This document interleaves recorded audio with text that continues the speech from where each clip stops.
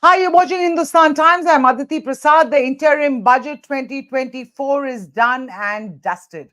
And it was Nirmala Sitharaman's shortest budget speech yet. She began at 11 and it was over even before it began, that is within an hour.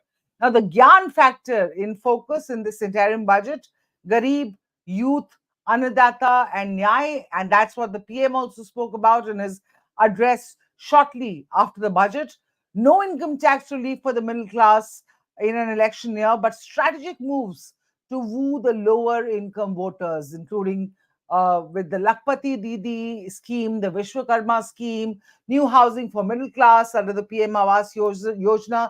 But having said that, overall, it seemed to be a very pragmatic budget rather than a populist budget.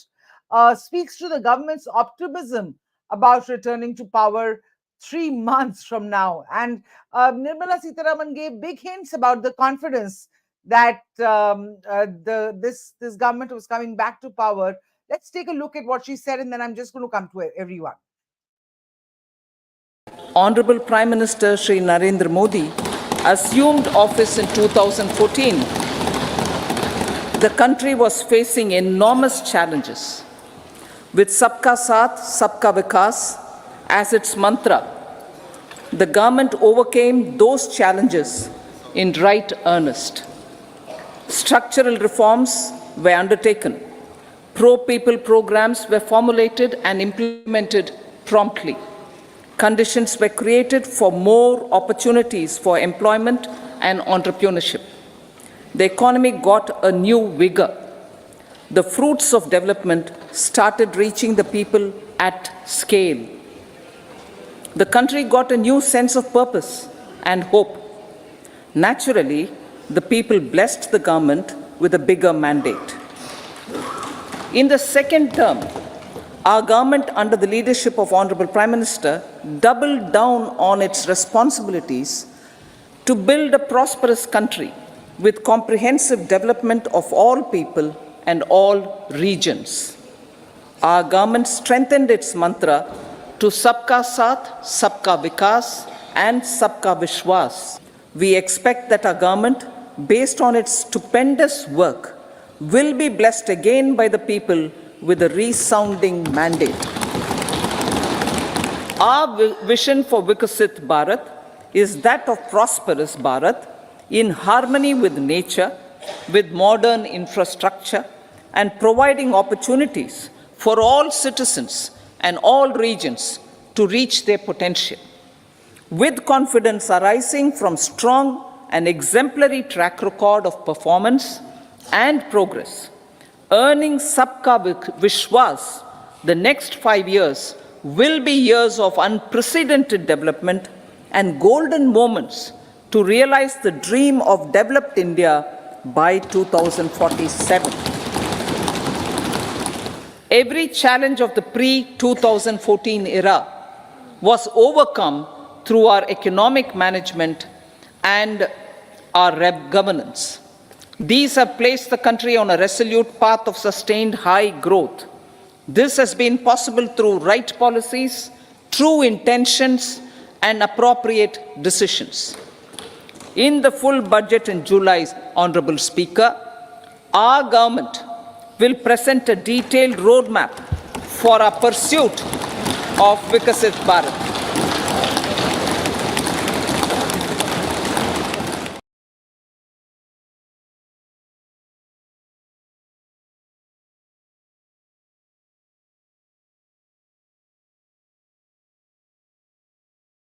Sorry, I was mute. That was the confidence with which she spoke on the Vikasit Bharat, that she said that they're going to present the next budget 4 months from now for that developed India by 2047. And I have with me Yashwant Deshmukh, psephologist and political commentator. I have Tehseen Poonawala, political analyst. PK Nambiar, political analyst again, who's, of course, tilting towards the BJP, and, of course, Sandeep Ghosh, political commentator and business leader. And I'm going to start with you, Yashwant. Your big political takeaway from this interim budget? I think the biggest political intake is the same, that you remain hopeful. We all remain hopeful and it's coming with the confidence that okay, we are coming back and we'll come up with the full budget later. However, in the meantime, we are being fiscally prudent. We are not going for something which everybody will keep on telling that okay, it's an election year and that's why you are doing this. So they are just holding short of everything else. And I believe that the main pointer for me was to continue with the fiscal discipline. That's what thing is there. Beyond that, I don't think that there is any announcement or anything as such which people were really expecting for election year budget as such, Aditi.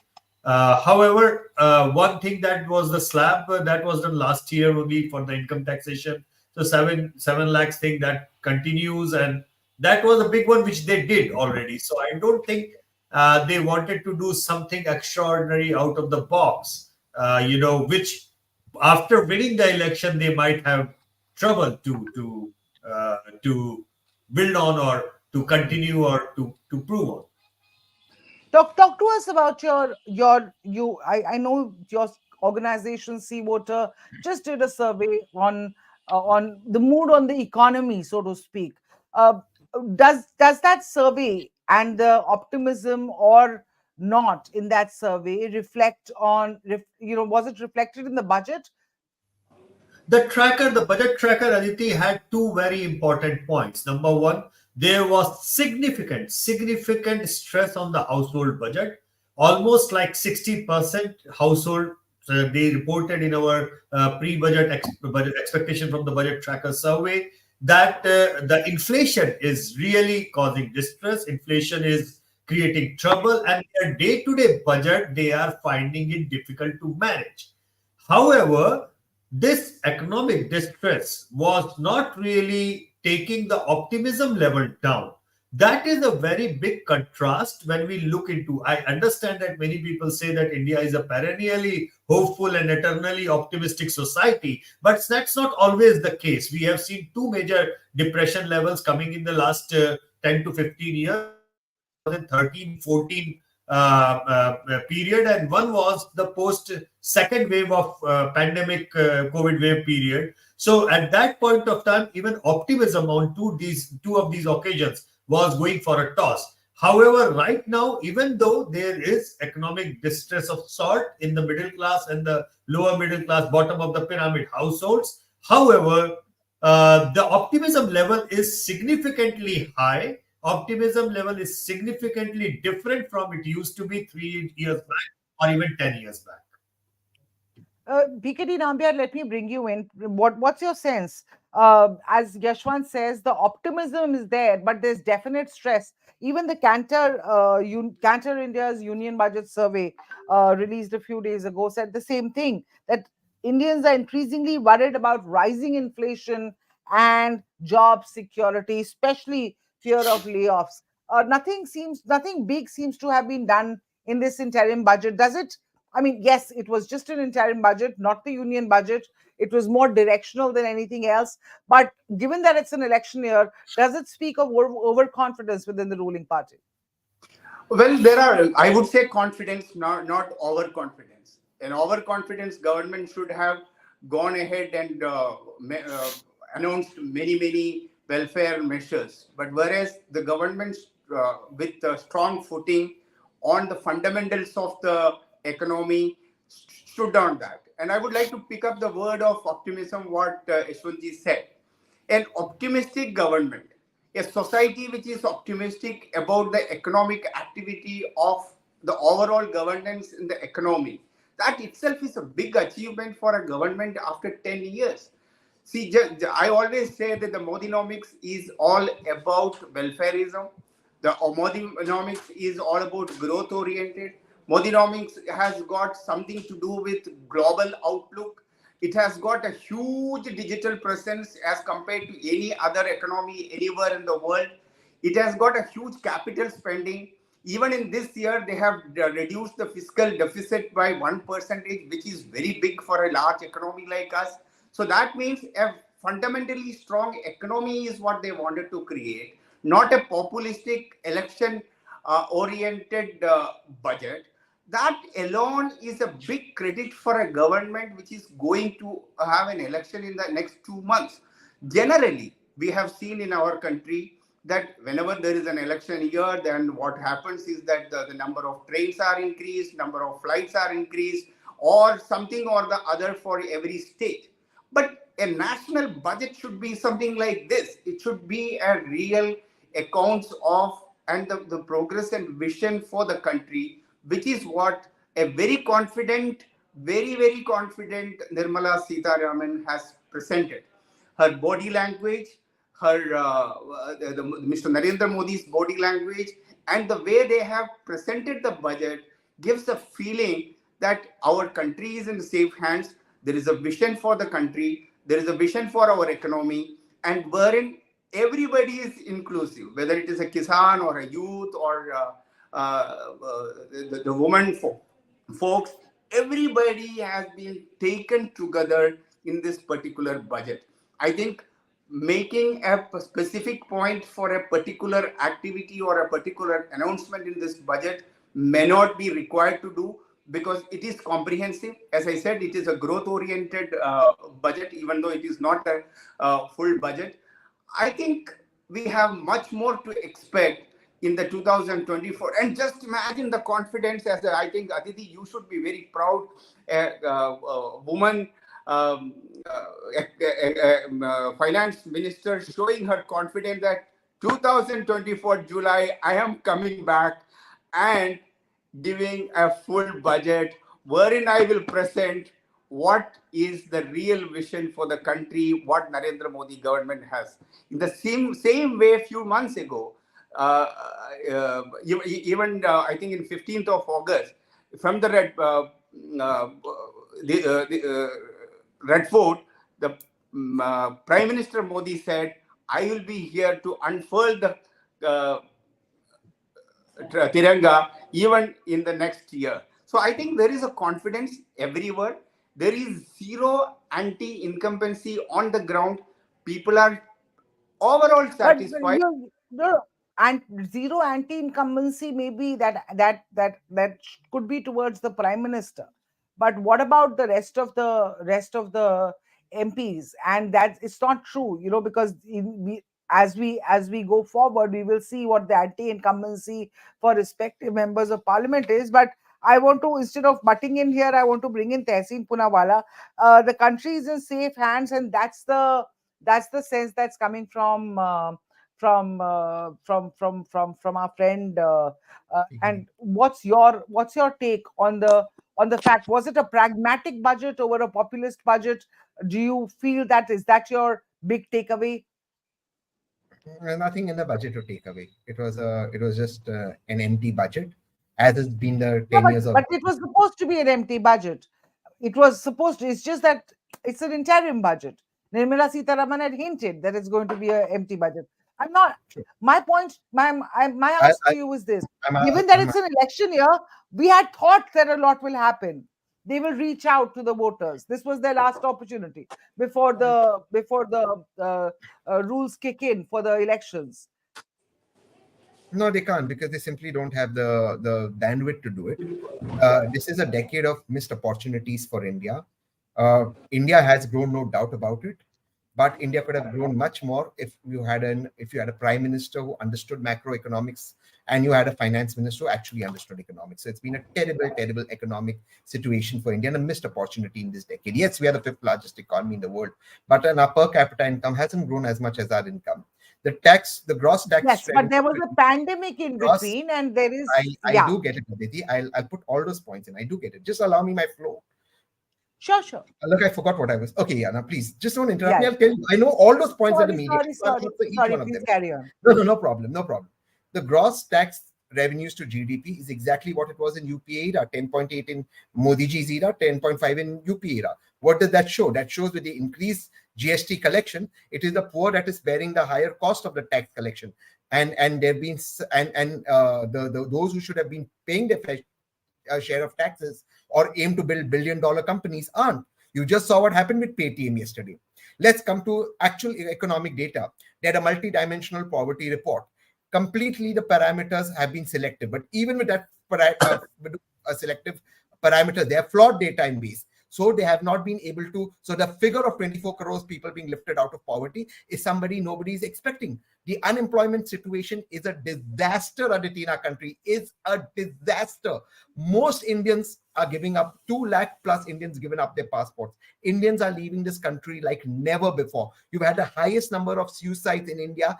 Says the NCRB data. Most of those suicides have been for unemployment. You have had the women workforce reduced in the labor force. You've had the labor force in manufacturing to all-time low, the labor force in agriculture to an all-time high, job application for Manrega to an all-time high. There is severe distress as inflation. The savings are at an all-time low. Your debt to GDP is almost hitting 100% of your GDP. And that is what's showing you. Today, the Indian households are not saving. Yes, the government may surely have a confidence or a great body language or whatever. Economics is not run on body language. Can PKD just answer 2 very simple questions? What is the consolidated debt of the government of India, the complete country? They will not give you that answer. You know why they don't want to give you that answer? Because that shows your economic situation is in a bad place. They will block those answers. What is the consolidated debt of the government of India? They are, even on those numbers, they are fudging data, which is why your interest rate today on FD is 8%. At 8%, if you're going to get 8% in a bank on FD, who's going to take a loan at 11-12% to start a business? Let's understand the economic situation. Why is there such a distress? 2 lakh people in a line to go to Israel for a job and they're okay to die. Over 20,000 people applying for one junior engineer. And the government, you ask them about employment, they'll have no data. They'll give you some data about PPF accounts. Thanks That's for that. okay.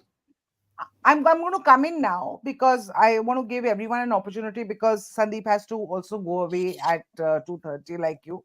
But I want to just bring in PKD and also just fudging data, says Tehseen Poonawalla. PKD, but Just you know, one it's more not ad. just, Give me and the Tehseen, it's not consolidated just. debt.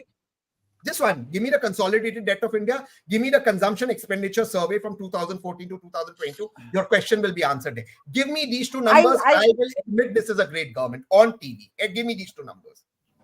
Okay. PKD, you want to come in on that?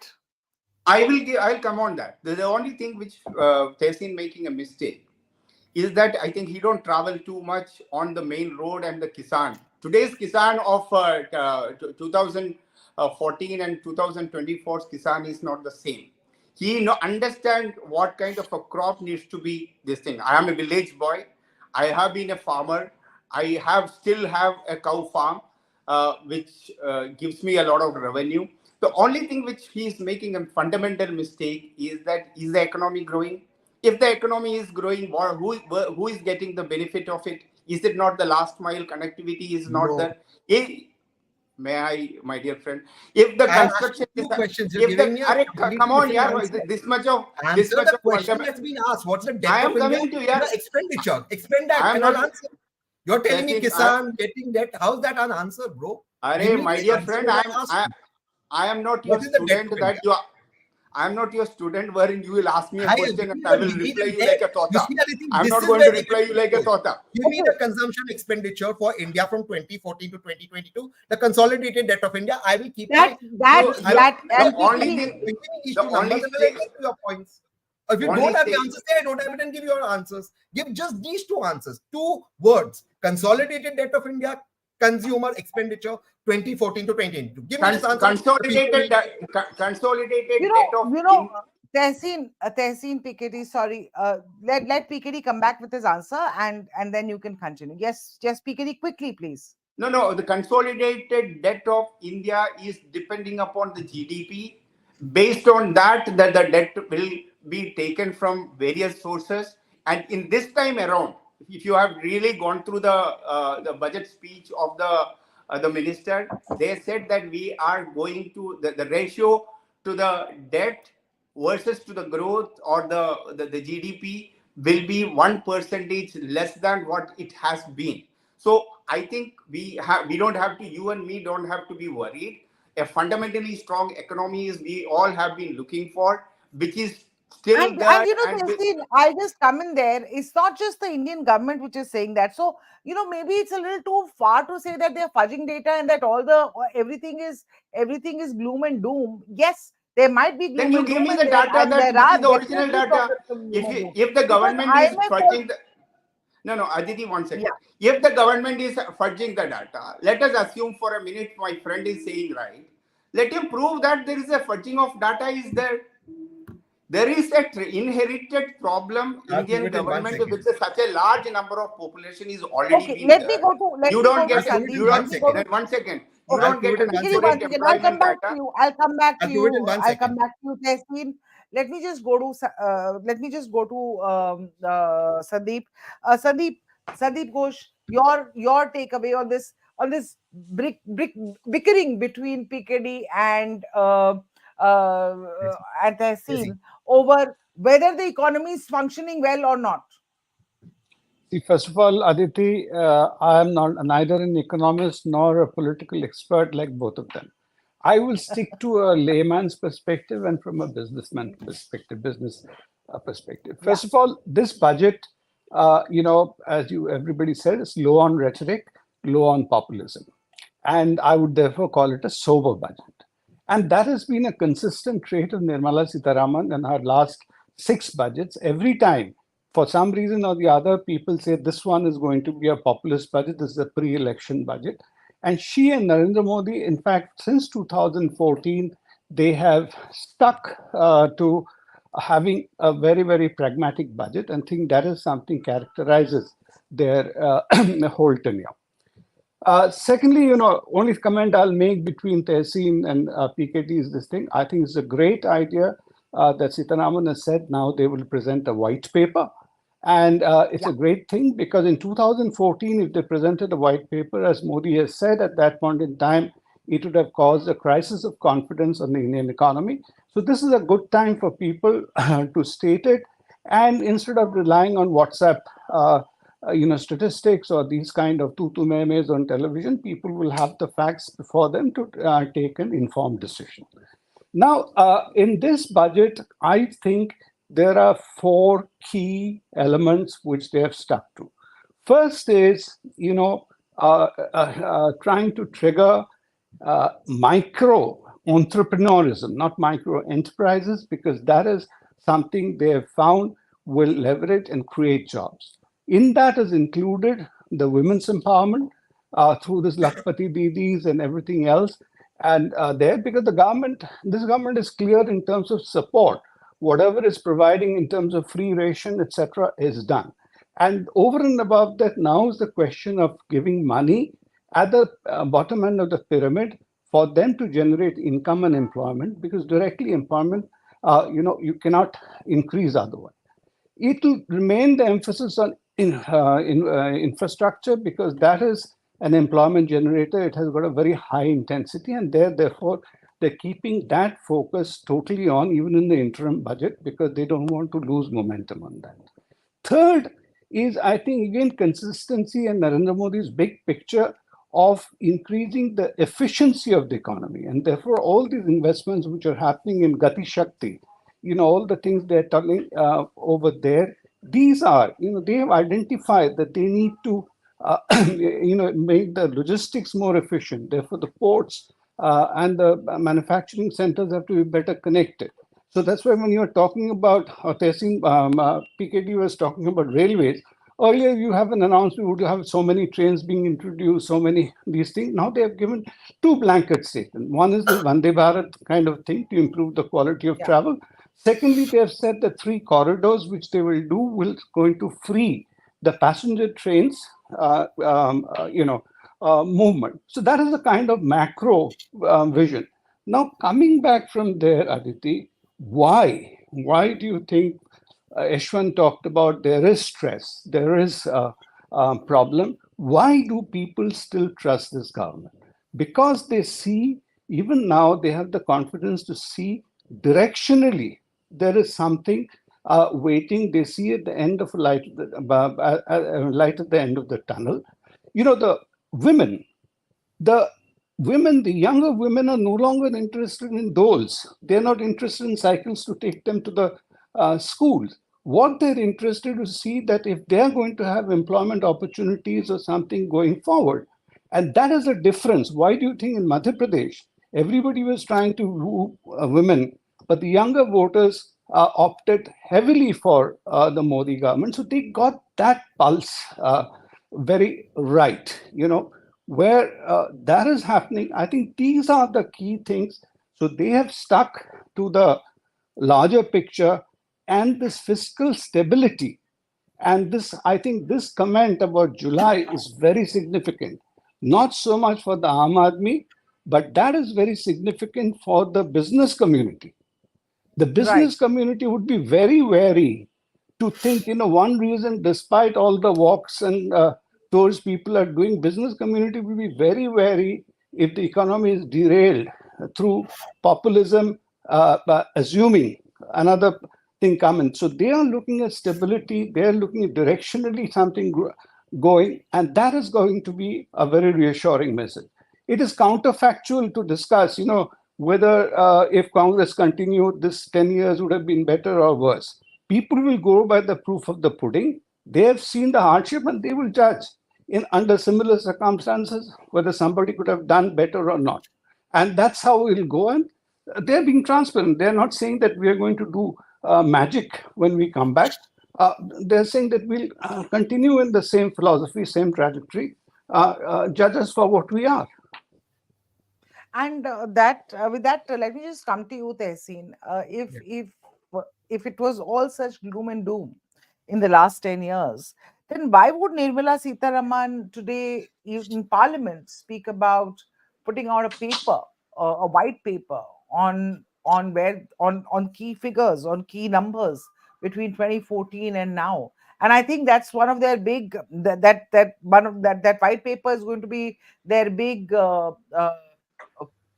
political ploy to sort of give out that message to voters that look where you were and look where we brought you, isn't it?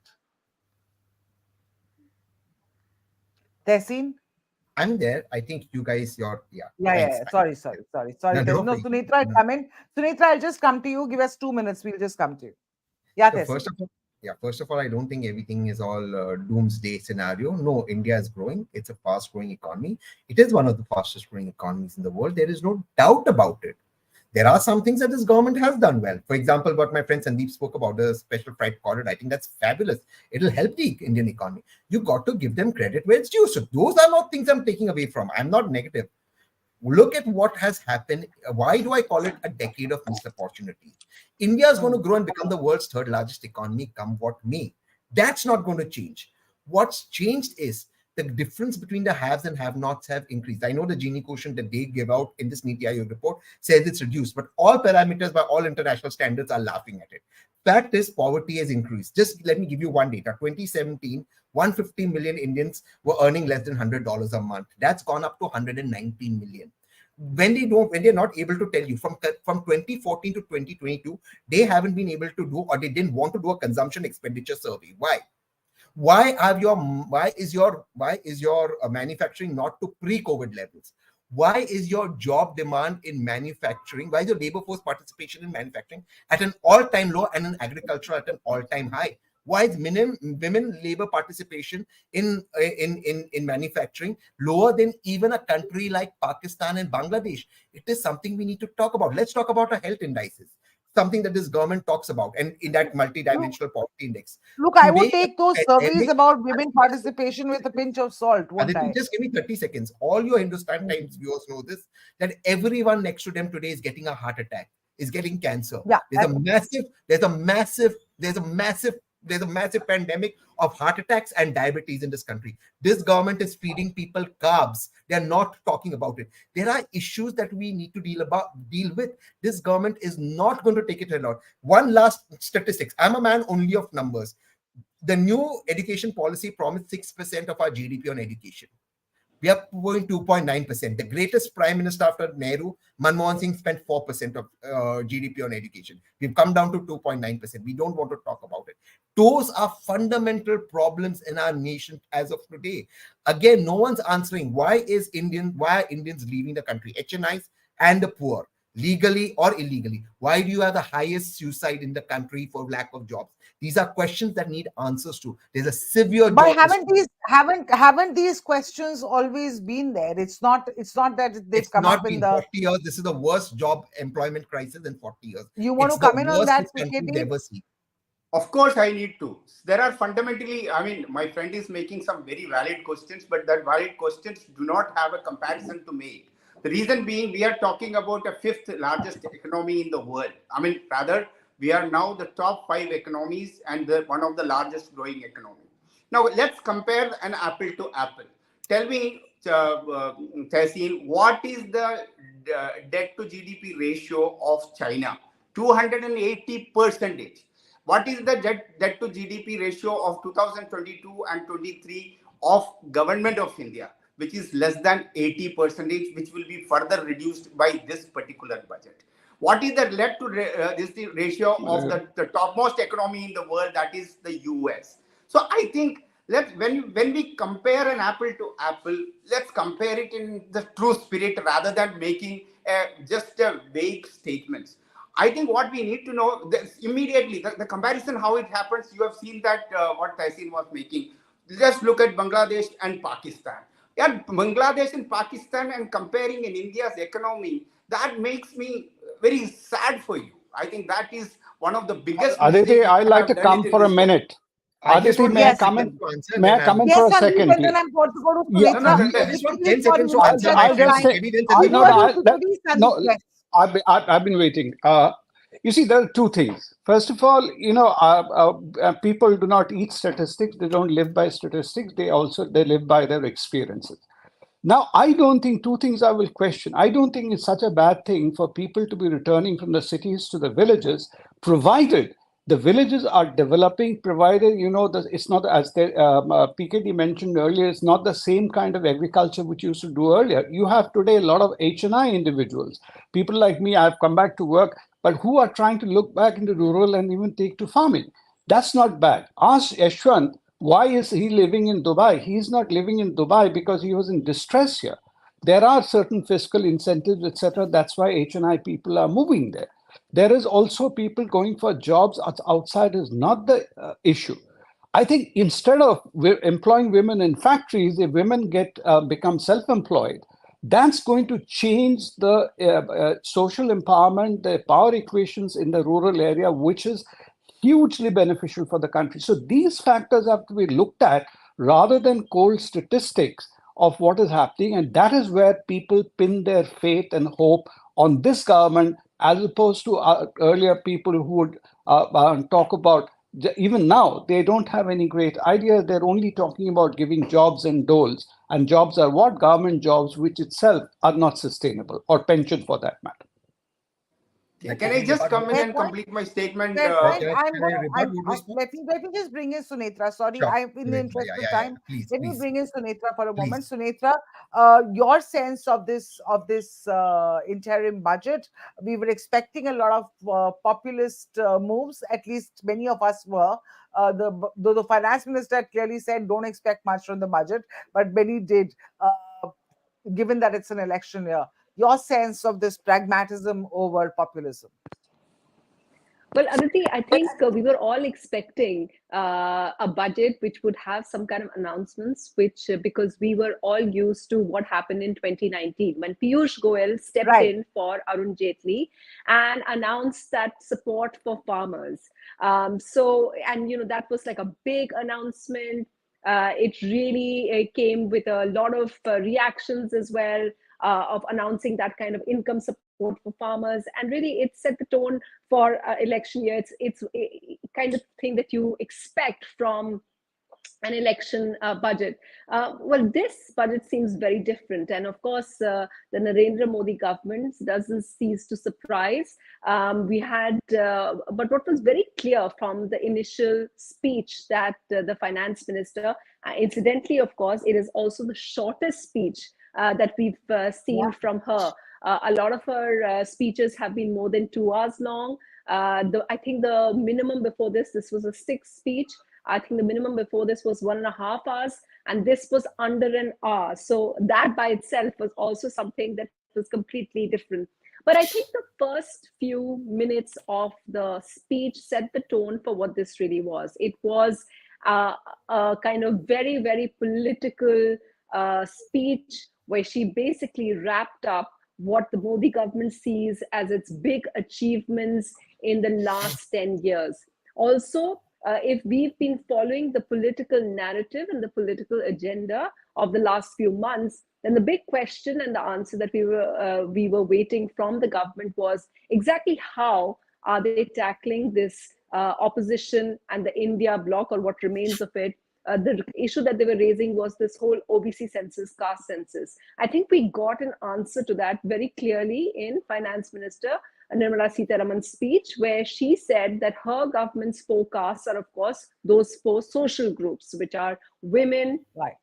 a group that has constantly paid off for them. They focused on that, very closely in all their budgets and all their schemes, and that has always been a group that has paid off for them. Most recently in the last set of assembly elections as well. So women, youth, the poor, and farmers. So this was a very, very clear response to a political question that's been raised by the opposition about what the government feels about the caste census that people have been announced, and she's been very clear. In fact, a major attack and a very political, nothing to do with the budget, but a very political attack which summarizes what the BJP stands for in the last few years. Basically talking about the opposition, the other side, as one that indulges in nepotism. So lots of echoes that we've seen in the Prime Minister's speeches, in the BJP speeches, all of it coming together, very surprisingly, in a budget speech, making a very, very political statement. So I'm not going to say anything very different from what others we've been hearing as well, that it obviously seems that they are banking very closely on their whole Ram Mandir development, because we saw the Prime Minister speaking yesterday for the first time in Parliament. He began his speech also with the greeting of Ram Ram. So along with that, they are banking on some of their top of the pop schemes that they've had. So we see that in the speech that she refers to PM Awas. Now, if you speak to people within the BJP, they talk about this a lot. They say that this is one thing which, when they do their surveys across states, it's the Awas, it's the housing scheme which people talk about first. And that is why we see the constant refrain. And that is why we talk about, they're talking about that gets highlighted in the Finance Minister's speeches as well. So they've taken their top of the pops, all the, whether it is this or what's whether working, it is. They are pushing harder on that, is what you're saying. Yeah. Whatever's working. Yashwant, I just want to come to you on that. Sunitra talked about the strategic moves to woo the garib, the youth, the annadata, which is the farmer. A lot of things were said. While it was not a populist budget, no big new schemes were announced, like in 2019 when Piyush Goyal did announce the scheme for the farmers. But there was a lot to woo the lower income voters and the women, the Lakpati Didi, the Vishwakarma scheme, even the middle class housing that Sunitra is talking about, कि हमने 300 करोड़ घर बना दिए हैं, 200 करोड़ घर और बनाने हैं. What's your sense of this very targeted, focused, in an election year budget, very targeted, focused approach towards select voter groups?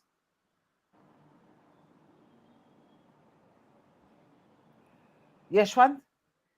Sorry, that I didn't know that question was for me. Yes, but, sorry. Aditi, the thing is, people, so Chip said the right thing. People are not economists and they are not into the hard number crunching, but general Let me people out because I'm not given a time. 1 hour is over. with their eyes, For me, there are two things. Of course, we have been reporting, Aditi, about the distress, about the problem that lower middle class and bottom of the pyramid families, including the middle class, are facing. They have been very upfront about the issues and the problem they have been saying. But at the same time, they have been very upfront about the optimism as well. And if I look at the aspect, if you ask me the two things which has kind of impressed over the years for me, the biggest legacy that Modinomics will leave for India in future, whenever the history is written about that, I think the biggest contribution of Narendra Modi's economic policy is to create a culture of entrepreneurship in India. I think that will be his biggest legacy. Being a first generation entrepreneur, you know me well, you have seen my journey, but I know for sure that I have been saying with utmost sincerity that India has been a graveyard of first generation entrepreneurs. If you are not born with, if you do not inherit something to put in as the capital from your own family fortune, then you are not supposed to become an entrepreneur in India. That's the fact. That has been the fact. Yeah, the rich become richer, the poor become poorer. Yeah, Yeah. that was the. But the thing is that what gives the optimism, particularly to the females, to in the bottom of the pyramid, is the opportunity to become entrepreneurs. Is the opportunity to become the job providers rather than becoming a job seeker.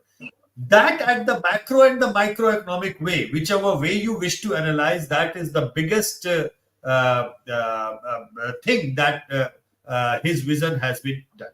Second thing, which again today's budget has already underlined, that is the big infrastructure push. The 11% increase in the infrastructure spending from the government. Of course, the critics are going to argue that is itself is a big part of whatever the GDP growth or whatever you are trying to put into the optimism as such. But the fact is, people are looking at that infrastructure board. They understand the roads are being built, the highways are being built, and that is something for the future generations to come, and that is going to add to economy. However, there are distress signals. I am reporting that number. However, I also look into the things which other panelists said, and Tahsin was correct as far as the as a part of the GDP that we spend in the sectors like education, that should be increased. Of course, that should be increased. Healthcare should be increased,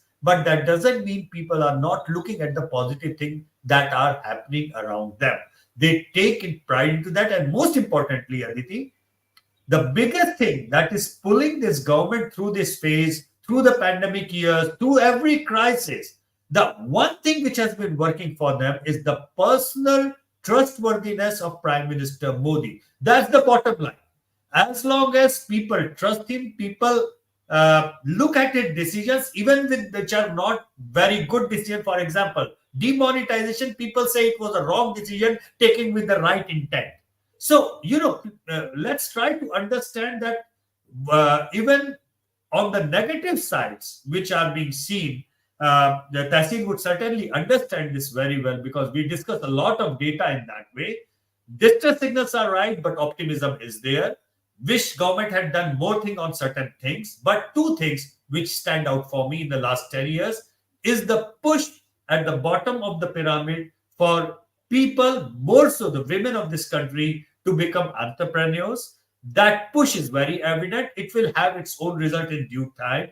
And the infrastructure push, these are the two big things. Apart from that, I leave everything for the experts to analyze and go through it. I only read the perception of the people. I report it. I report the distress. I also report the optimism. Distress and the optimisms. Yes, Tehseen. You want to come in on the optimism or the distress? Both. So first of all, I have no arguments with what Yashwant said. He put it eloquently and he put it correctly. Whatever numbers I may give, and on this panel, if anyone understands numbers, it's Yashwant. Let's be clear. He does numbers for a living. He does data for a living. Nothing adds up to what is hope or optimism. And I told this, I think, Yashwant, I told this to Milind Yora or Sachin Pilot, I'm not sure, but I did tell them this at the peak of COVID, that at a minus 23% GDP growth, when your economy contracted for the first time in 45 years, if then the people trusted Modi, it's very difficult to remove that trust. So one is numbers, one is trust. Now, numbers could be real, trust is abstract, but the trust with this government is there. So that's one part of it. Having said that, where I do see So that's why they win elections, right? Because people trust them. That's also the failure of the opposition to put aside a narrative to give people a better alternative. So let me make a political argument before I make an economic argument. If I keep saying Modi ji is bad or BJP is bad, okay, but what am I giving the people in return? The opposition is continuously saying, yeah, BJP is bad, which I agree. Tehseen knows BJP is bad. Tehseen has the numbers. Why should Tehseen vote for you is what you have to convince Tehseen or convince PKD or convince Yashwant.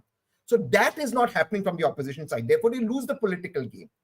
Now let's come to what is the distress. So while I agree on the entrepreneurship that Yashwant said, there are some green shoots of entrepreneurship, particularly with Mudra loan. There has been something.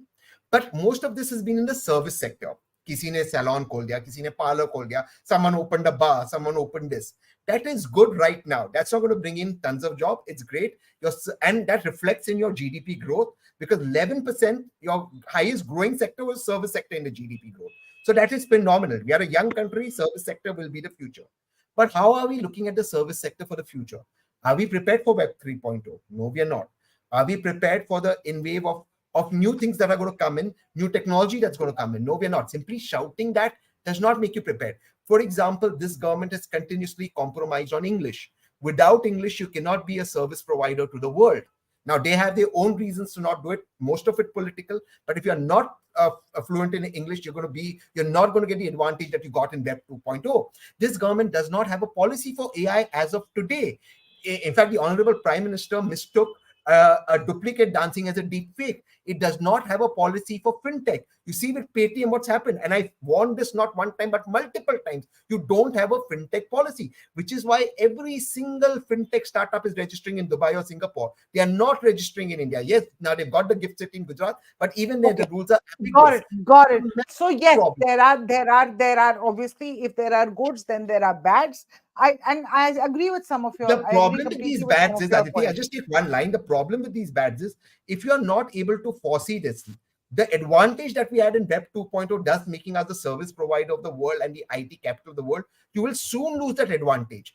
Every entrepreneur who's in fintech or in tech or in AI is moving to Dubai and Singapore. Everyone. They are leaving away. Your incubators, the rules are not clear. You have central government agencies. And that is what I'm given to believe. What I'm given to believe is that the government is working on a strategy even for AI, even as we speak. And the theme for our budget this year is int.ai for some reason. And why we want to, because we want to stress and underline the fact that AI is a huge opportunity as well as a challenge, which the government has already acknowledged.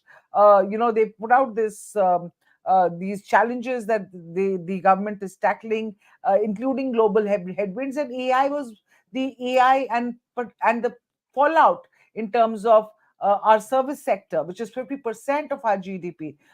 That is going to take a hit, and it's been acknowledged. What's being done about it is something that I'm not privy to right now. Just one line, just answer this. Can we be the best? Just one line. Can we be the best? I have to just 1 second and just make my last comment and go. Just 1 second. Just 1 second. I want you to answer this actually. And PKD is in software and IT. Can you be the Web 3.0 leader in the world with the internet shutdowns that we have and no rules and arbitrary rules by governments and DMs? Just answer that. If PKD is going to be $1 billion company, and I hope my friend is, you can't have such arbitrary rules, such lack of privacy, such lack of data rules. That is the problem. So I think we will have a different discussion on the startups and their failures and successes. I would rather say a large number of startups in India, especially working on the technology front. I am not a startup anymore. My company is 21 years old, and I wanted to say, Yashpalji, that I have not taken a single rupee from my family or my parents or anybody. 33,700 rupees from a Chhatarpur branch of Syndicate Bank I have taken as a loan for buying one laptop, one computer, one UPS, one printer, one scanner. From there, I have made a 350 high quality people company, which is doing very well. But the only thing, technology should not be our master. Technology should be our servant. This basic fundamental things which many of the software companies, which I even work as a service marketing company don't even understand it. The problem is that we all wanted to, startup India, everybody wanted to become a startup, this thing. But before all this stuff, I wanted to give an answer to it. Why Pakistan is 78 percentage debt to the ratio of to their loan, debt to GDP ratio. Nobody is ready to give loan to Pakistan. Even Saudi is not ready. IMF is not ready to give Pakistan. Pakistan is now ready to take 500 percentage of their GDP to these things. I think what we need to learn is that economy is just not data. Anybody whomsoever is saying economy is data, they are making themselves a fool. Economy is an emotion. Economy is a governance which is felt by the people of the country. Governance needs to be felt, and governance is the integral part of an economy. Yes, there are financial data are involved in an economy, but economy is not just about data. So we can work Got on the it, data. TKD. So And what you're saying is in that a country economy like, is an one emotion, second, and I do Aditi, want to have that. Yeah. in a country like India, wherein we are talking about 140 crore people, only China to match the number of people, we cannot have an accurate data, and we never had an inheritance of having an accurate data, whether it is employment, whether it is economy, whether it is anything and everything. We are slowly building it up and telling all of us that yes, we are fudging the data.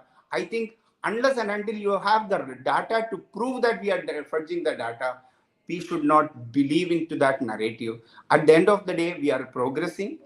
The governance is felt by the people. That is the reason the optimism what Okay. we started with I would, is there. I disagree with you, but that's all right. Because data is very important to make is very, It's very an important. important You can't component, but that is not all disregard about data economy. completely. But thanks for this. Let me just it's about a resource based economy at the end of the day. What is it that we are going to do? And sorry, TP Ostwal, you were here, sir, and you said that you are going away because you're not being asked a question, because a very raging political discussion was happening and I didn't want to bring you in on that. But so Mr. Oswal is tax expert and managing partner with TP Oswal and Associates. Mr. Oswal, just quickly your views on this interim budget, and how do you see this? The fact that there were no changes in direct or indirect taxes. That was something that a lot of the middle class, including me, was looking forward to, but did not happen. In fact, frankly speaking, it is not a time to make any changes, because in interim budget it is expected only to make changes on make up announcements related to normal economy. Income tax amendments are not made under the interim budget, except one year in 2019. Piyush Goyal made a presentation, some changes he proposed, but honestly speaking, that was not correct.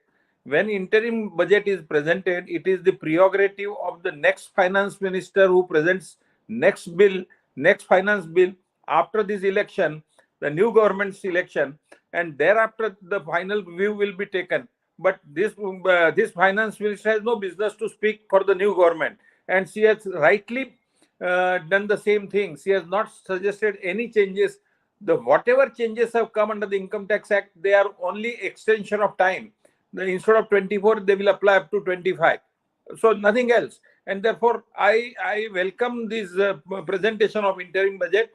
Let's wait for the 1st July when you get the real budget. And therefore, not to in a hurry speak about changes in the Income Tax Act not made, common man is not affected, etc., etc. But all those things will come next year, no?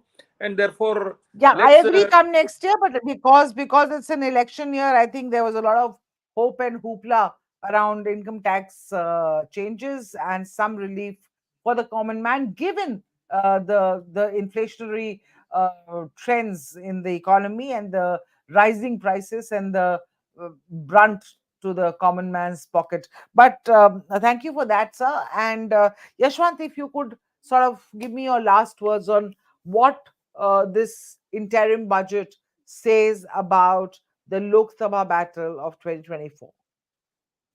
Well, I will take from what where Tahsin left, Aditi. I mean, and I think uh, it's not just what opposition is failing into. Maybe that is one of the reasons for the confidence that the government has, Prime Minister has, and his ministers have.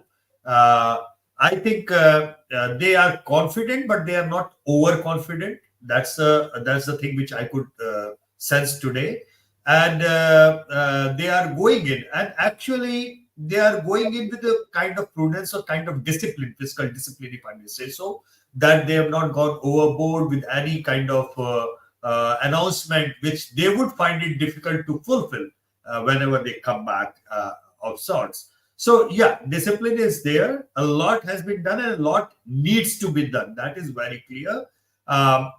So we'll see. What seems right now is not just from the factor of trustworthiness in brand Modi that they are confident about going into the election in the coming months, but also the confidence is stemming from the mismanagement, as Tassim pointed out, in the opposition rank and file.